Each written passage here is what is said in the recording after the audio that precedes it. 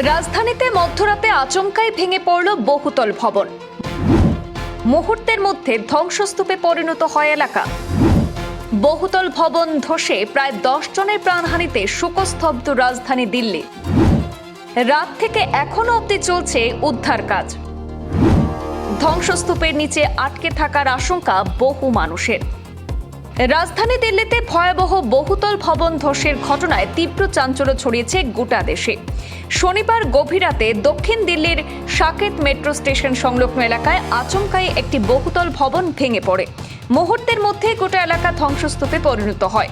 ভয়াবহ এই দুর্ঘটনায় এখনো পর্যন্ত প্রায় 10 জনের মৃত্যুর খবর পাওয়া গেছে। আহত হয়েছেন আরও বেশ কয়েকজন।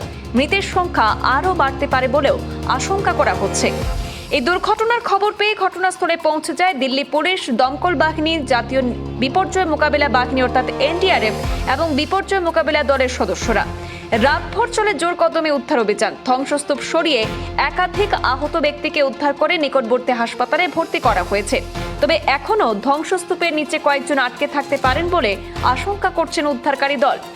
স্থানীয় বাসিন্দাদের বক্তব্য অনুযায়ী গভীর রাতে আচমকা বিকট শব্দ শুনে ঘুম ভেঙে যায় সকলের। কয়েক সেকেন্ডের মধ্যেই ভবনটি একেবারে ভেঙে পড়ে এবং চারপাশ ধুলোয় ঢেকে যায়। আতঙ্কে রাস্তায় বেরিয়ে পড়েন আশপাশের বাসিন্দারা। অনেকেই প্রাথমিকভাবে উদ্ধার কাজে হাত লাগান এবং ধ্বংসস্তূপের নিচে চাপা পড়া মানুষদের উদ্ধারের চেষ্টা করেন। প্রত্যক্ষদর্শীদের দাবি, ভবনটি পুরনো ছিল এবং দীর্ঘদিন ধরেই তার কাঠামোগত অবস্থা নিয়ে প্রশ্ন উঠছিল। প্রাথমিক তদন্তে প্রশাসনের অনুমান, ভবনের দুর্বল কাঠামো কিংবা নির্মাণজনিত ত্রুটির কারণেই দুর্ঘটনা ঘটে থাকতে পারে। যদিও সঠিক কারণ জানতে বিস্তারিত তদন্ত শুরু হয়েছে। এদিকে এই মর্মান্তিক ঘটনায় শোক প্রকাশ করেছেন বিভিন্ন রাজনৈতিক নেতা এবং প্রশাসনিক আধিকারিকরা। মৃতদের পরিবারের প্রতি গভীর সমবেদনাও জানানো হয়েছে।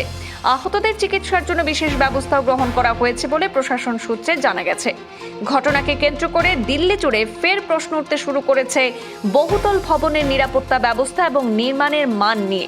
বিশেষ করে পুরনো ভবনগুলির নিয়মিত পরিদর্শন এবং নিরাপত্তা যাচাই নিয়ে প্রশাসনের ভূমিকা নিয়েও নতুন করে আলোচনা শুরু হয়েছে।